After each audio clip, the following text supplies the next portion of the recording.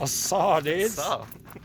Today we're out here with Benny the Swede at lovely Pulgas Open Space Ridge Preserve. This is up off of Edgewood Road, right across the street from Edgewood Natural Preserve.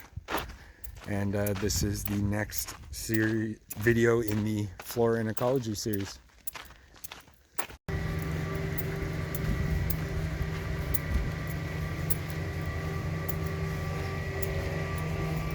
Area closed due to storm damage. We're not afraid of a little storm damage. All the good stuff's on this trail anyway. We got a blue elderberry here, Sambucus mexicana, in full bloom. Pretty soon each one of those flowers will get pollinated and they'll turn into elderberries. It's just popping off though. More of that blue elderberry going off. Look at that. Look at those flowers. Crazy.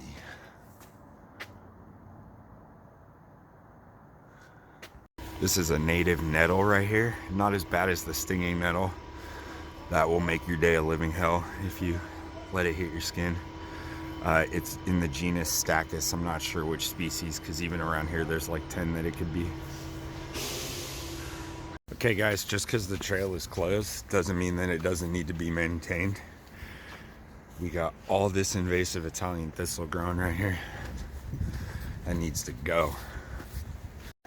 This guy right here doesn't look like much, but this is a blue oak. These are not endangered, but in our area, they're probably the rarest oak that grows here. You can see the leaves have kind of like a blue tint to them. Look at that moss. Super nice. That's why oak trees are such an important part of our ecosystem. Look at the lichen growing on it, the moss. There's probably a bunch of little critters living in here. Love those boys. This must be the storm damage they were talking about. A little fallen branch. Oh, it fell from there. A nice madrone. Look at that bark. So nice. Growing next to some manzanitas. Oh, the madrone's flowering. Look at that. That's nice. It's very nice. Little upside down urn-shaped flowers, just like the manzanita. They're both in the same family, Ericaceae, the blueberry / heath family. Bees come up to this to try and get some of the nectar, and the vibration of their wings is actually what releases the pollen. More storm damage, downed oak. Right here we got a Thurial spear. Kind of looks like the blue dicks, but as you can tell, it's a little more spread out, a little more open. Super nice flowers though. This is a common one on a serpentine grasslands, growing right next to that wavy soap leaf plant. Man, I wish these things would bloom already. I've been trying to catch them in bloom like the last 2 weeks. Look at this poison oak going off right here. It is flowering. Like I said, no matter your opinion on this plant, it's super important in our ecosystem. So of course you don't got to grow it in your yard, but out here in natural areas, it's very important. Look at how many flowers are on that thing. It is insane. It is just going off.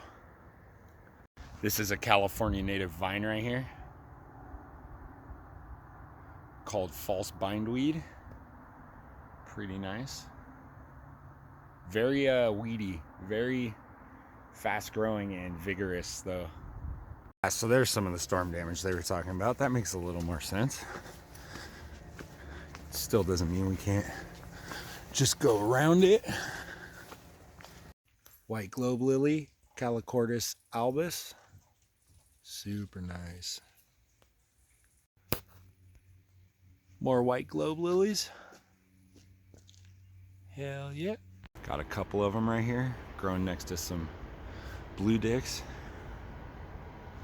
Holy cow, it's a huge patch of those white globe lilies.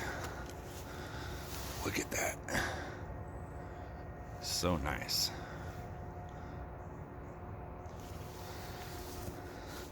There's so many of them. Got a super nice ceanothus growing right here. Still popping off. It's about to stop flowering, but it's still going right now. Super nice.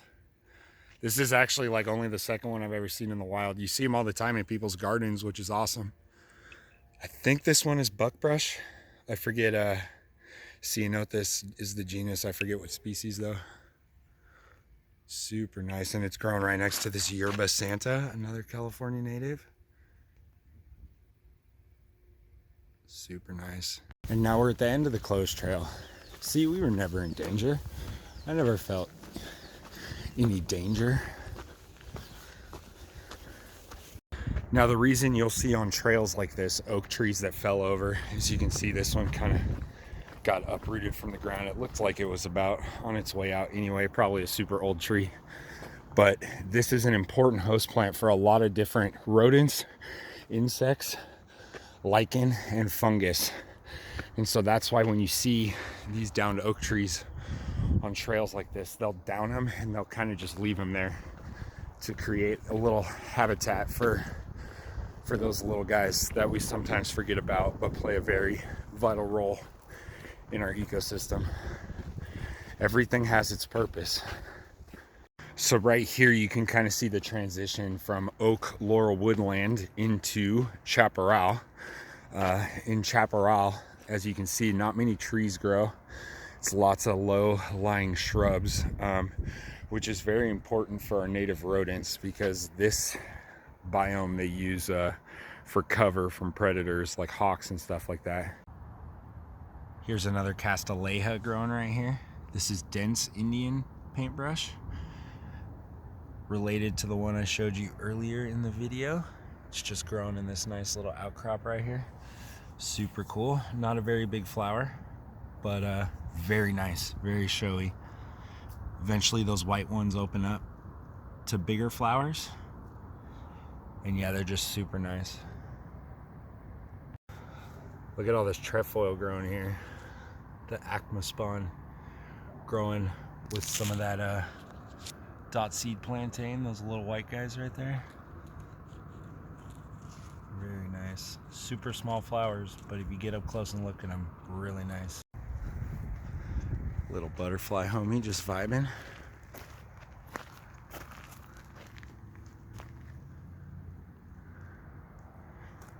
So we're gonna talk about this chaparral ecosystem for a second. We got some camise here. And we're gonna come down here and look under here. And as you can see, this gives a nice covering for any kind of little rodents that are trying to scurry about without getting munched on by a hawk or anything else. So if you were like a rabbit or a mouse or a gopher or something, and you're running through this little brush, there's not much chance of one of those red-tailed hawks getting to you. So that's why they thrive in this ecosystem right here. All my homies love the dusky-footed wood rat trail. Right here we got a couple Dryopteris ferns growing. Pretty nice. Dryopteris arguta. These are coastal wood ferns. Very nice.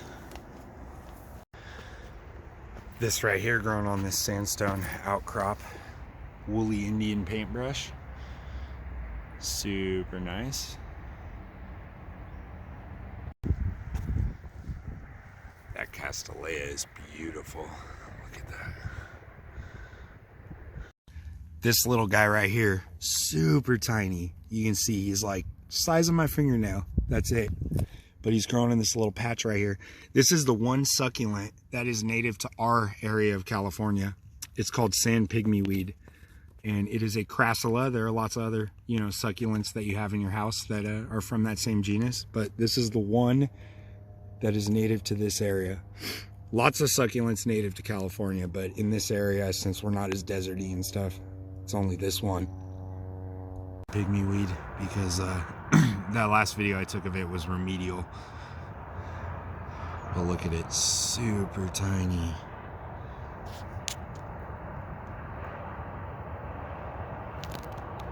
See those succulent leaves when you look up close? Got a manzanita right here, Arctostaphylos crustacea, I believe this one is, brittle leaf manzanita. Just starting to berry. But look at that fucking bark, bro. That shit is so sick. It's got like 3 different kinds of lichen growing on it too. Super dope. It's a beast right there. Another manzanita. It's in between flower and berry. And manzanita in Spanish means little apple, and that's why they call these manzanitas, because if you look at the fruits, they look like little apples. So there's 2 types of ways that manzanitas reproduce. They are not only fire adapted, but they are fire dependent. So one of the ways is some of the species of manzanita, like this one, you can't see it because it's underground, but you see how there's like multiple stems coming from it. That means it has a burl, which is kind of like a bloated like root at the bottom that the shoots grow from. And pretty much what that allows it to do is when a fire comes through, it burns everything except that burl, and then the new growth sprouts from the burl and regrows like it did just before the fire. The second way is in these berries, right?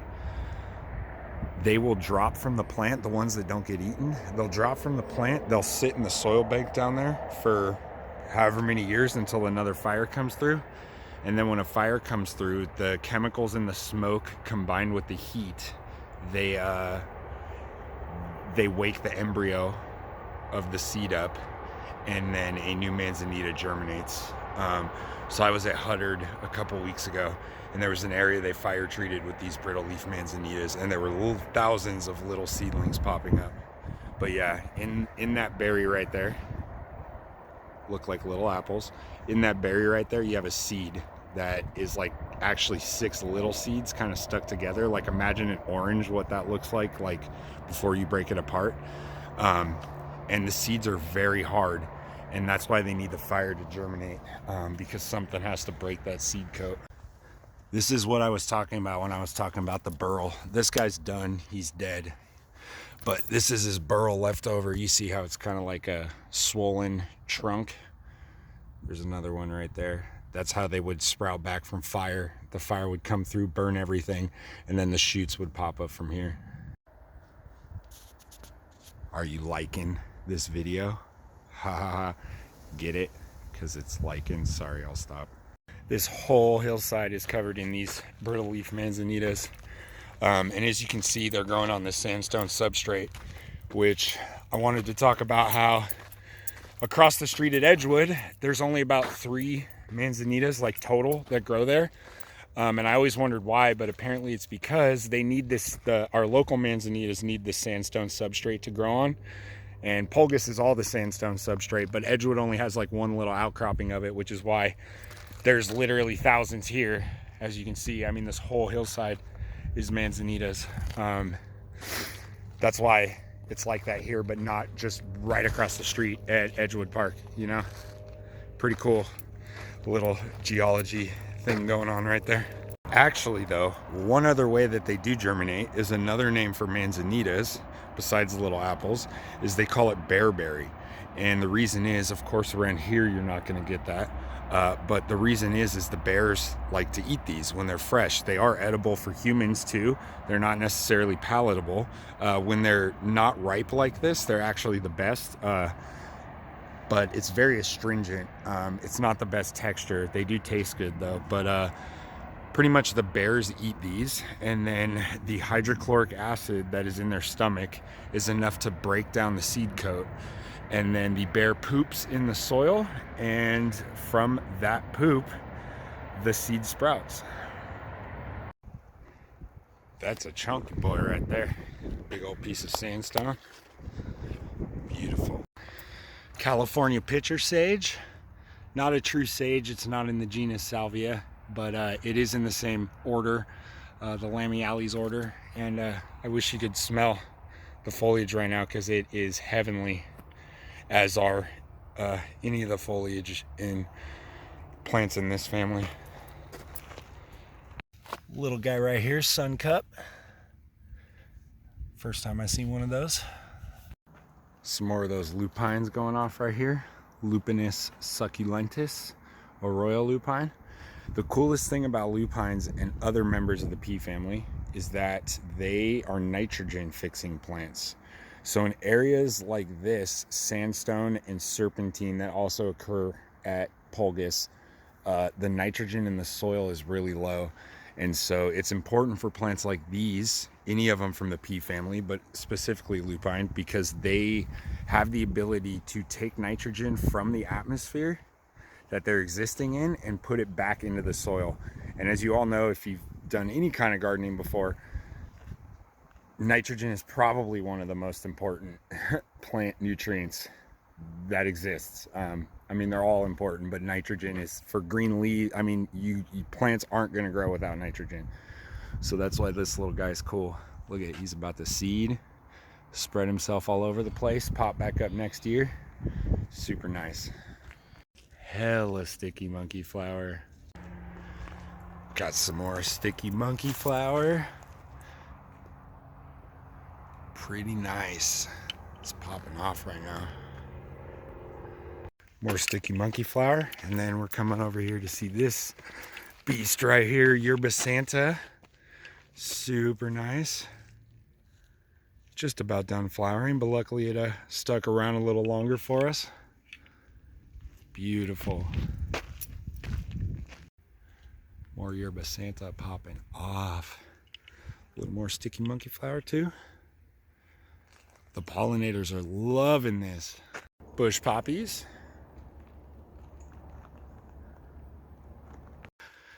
Some common yarrow, Achillea millefolium.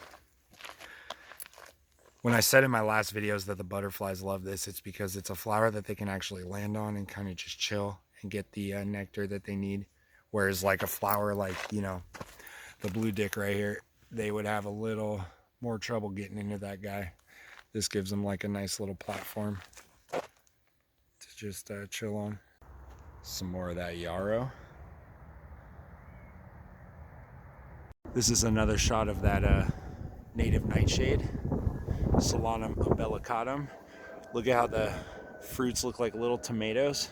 It's because it's in the same family as tomatoes. Although, like I said before, you do not want to eat this plant. Every part of it is poisonous. Another native nightshade right here, relative of tomatoes and potatoes. This is Solanum douglasii. This little guy right here is also a native, grown with some of that trefoil. This is Castanea.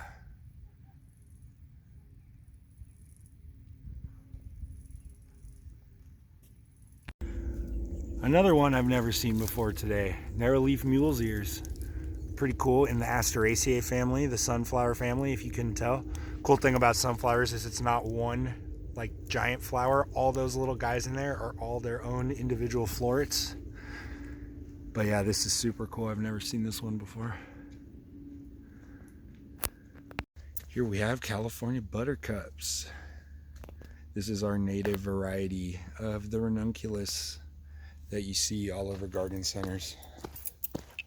It's popping everywhere. Holy hell. Super nice. Here we have another maidenhair fern, but this one, look at, this is a huge patch of them right here. But they're drought deciduous.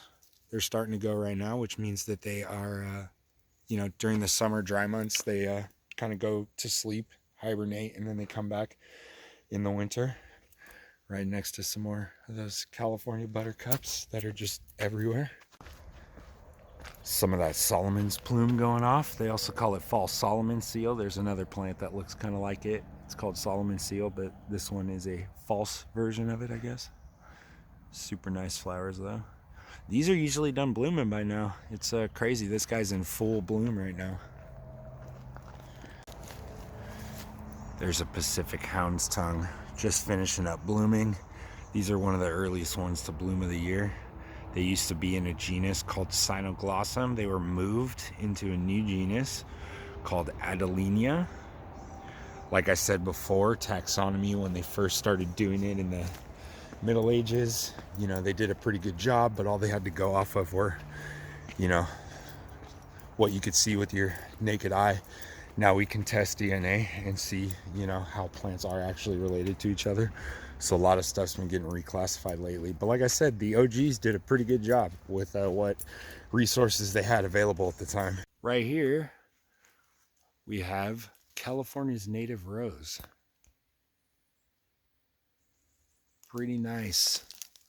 Of course, everyone knows the roses, the English varieties in most people's gardens, but this is California's native one.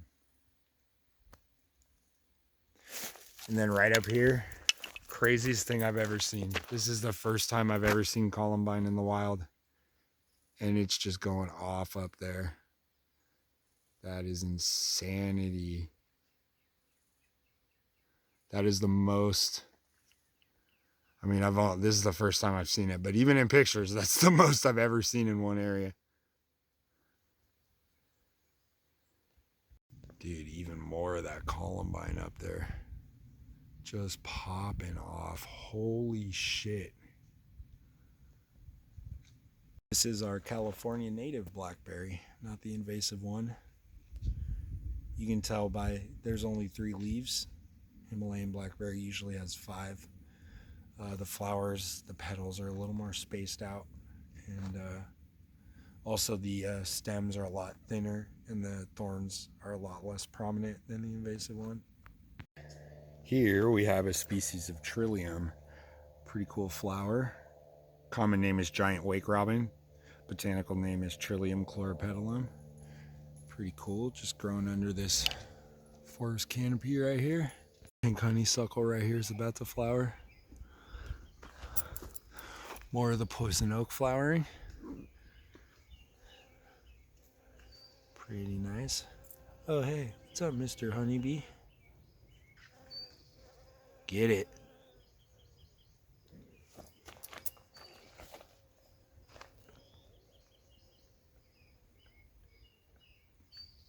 Checking out these beastly trees. These are incense cedars, Calocedrus decurrens. They kind of got bark that looks like redwood, but then when you go up to the leaves, kind of look like cypress leaves. Pretty nice. And in the warm weather like this, if you take it and you smash it up in your fingers right there, it smells really nice. It smells like the pencils we used to use in school back in the day when they were still made out of like real wood.